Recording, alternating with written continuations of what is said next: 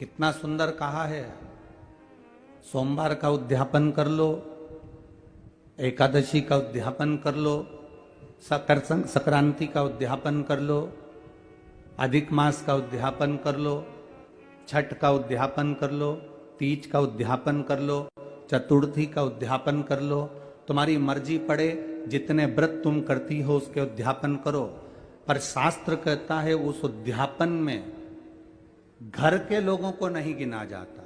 उस उद्यापन में सौभाग्यवती माताएं जो तुम्हारे नगर की हों, मोहल्ले की हों, जो तुम्हारे परिवार की नहीं दूसरी हों, उनको उस उद्यापन में गिनो।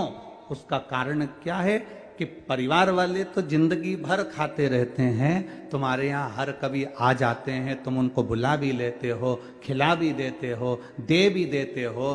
परिवार को दिया दान नहीं कहलाता। जब दूसरी कोई सौभाग्यवती नारी तुम्हारे यहाँ उद्यापन में भोजन कर कर जाएगी तब वो दान कहलाए।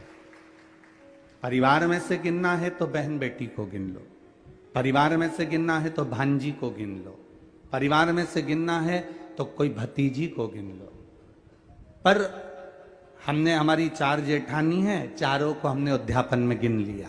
हमारी 5 देवरानी है, हमने 5 को उद्यापन में गिन लिया। हमारे काका जी की जो लड़कियां हैं, हमारी जेठानी आदि का जो भी उनकी बहुएं हैं, हमने उनको भी उद्यापन में गिन लिया। ये उद्यापन नहीं लगता। उद्यापन हम जब दूसरे को देते हैं, कई लोग कहते हैं हमने बेटी का विवाह करा तो उसको साड़ी दी तो हमारा दान लगना चाहिए, बेटी की शादी होने के बाद हम बेटी को कुछ दे रहे हैं तो दान लगना चाहिए, हमने बेटी को अंगूठी बनवा कर दी तो हमने दान कर दिया, हमने बेटी को वस्त्र दिया तो दान कर दिया।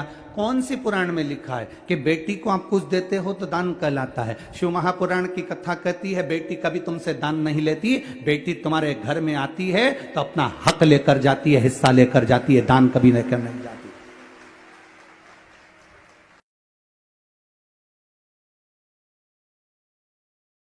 बेटी को दान दे दिया, एक आध दिन काले कोट वाले भैया को लेके आ गई ना, अगर एक दिन आ गई ना काले कोट वाले को लेके, फाइल माइल सब लेके, उस दिन फिर तुम जी जी जी जी करते रहोगे। एक साड़ी देकर कभी ऐसा मत मानो कि हमने बेटी को कुछ दे दिया, हमने बेटी को कुछ प्रदान कर दिया, हमने दान दे दिया। बेटी कभी दान नहीं लेती, बेटी तो खुद दान में जाती है। उसको हमारे यहां सनातन धर्म में कन्यादान कहते हैं। बेटी तो खुद दान में जा रही है।